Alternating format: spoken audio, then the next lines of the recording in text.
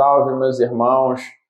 Vamos falar de Oxóssi nessa série das histórias, né, dos relatos míticos e do passado do orixá, né? Oxóssi, o grande guardião do templo de Obatalá. Isso mesmo. Oxóssi nunca foi rei de Queto. Oxóssi não tem nada a ver com Queto. Sim. Oxóssi foi um chefe da guarda de Obatalá. Inclusive, é um orixá que veste branco em solo iorubá. Em festival é isso. É claro que eu estou falando de um festival, uma comemoração em que ele é o guardião do templo de Obatalá, porque assim ele era em vida. Tá? Ele era um caçador número 1, né? Para o templo de Obatalá. Né? Um templo de uma divindade Funfun, né? Funfun, branca, né? Que veste branco. Então, Oxóssi não é rei de Queto, no histórico. Nunca foi rei de Queto. Sabe quem foi rei de Queto? Exu. Exu foi. Oxóssi está dentro de um panteão de orixás que se chamam caçadores, Odé. Então, ele é um Olodé, um senhor caçador.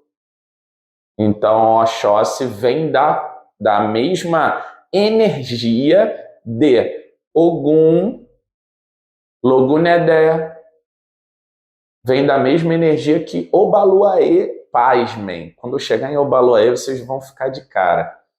Então, de Exu também, porque Exu também é um caçador. Então, esse orixá vem da mesma energia. No entanto, histórico dele, Oxóssi foi um grande guardião do templo de Obatalá. Era um homem de confiança de Obatalá. Era estrategista. Quando a gente fala de Oxóssi, a primeira palavra para o iorubano é estratégia. Estratégia. Ele é aquele que só precisa tirar uma flecha para acertar o alvo. Por quê? Ele não precisa tirar 10 flechas, ele não vai errar. Ele pensou, ele planejou, ele teve estratégia. Então, antes de fazer, ele pensou muito em fazer. E quando faz certo.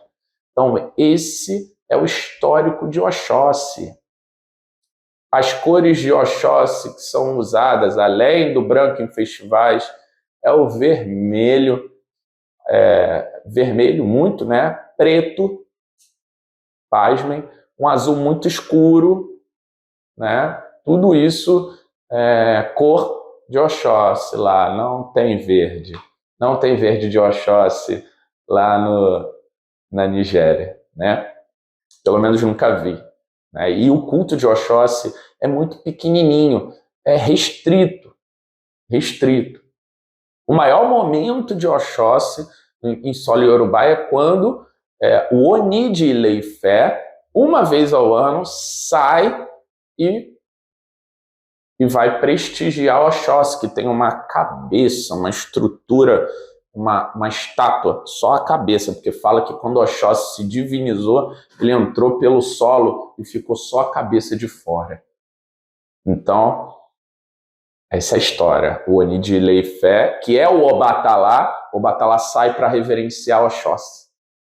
Então, essa é a história e não tem muito a ver com o nosso Oxóssi, né? Axé, saravá. Com as forças da terra eu vou trabalhar, me envolve com sua luz, ó minha mãe Obá. Com as forças da terra Obá, orixá Obá, vamos falar de orixá Obá. Orixá Obá tem similaridade e tem muita controvérsia em relação à Umbanda Sagrada. Por quê? Orixá Obá em solo africano é uma orixá da água. Ela é cultuada no rio que leva o nome dela, Obá, rio Obá. Né? Então, praticamente se concentra em Oió. no grande estado de Oió, né, Oió State, e fica na cidade de Oió o culto, né? Existem outras famílias, né, mas hoje desenvolvido por causa de um grande investimento, né, do governo. Aí tem templo de Obá, tem culto, tem muitas famílias que se agregaram, né? Então é isso, Obá. Obá é uma orixá que foi mulher de Xangô, de verdade, foi, né? Essa grande mulher, né, foi uma das 3 esposas de Xangô. Xangô teve 3 esposas, que foi Oiá, Oxum e Obá.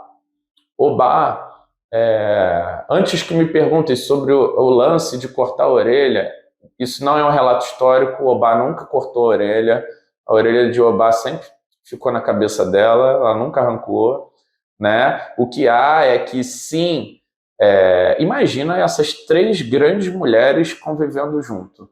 Então é óbvio que tinha muito embate, né?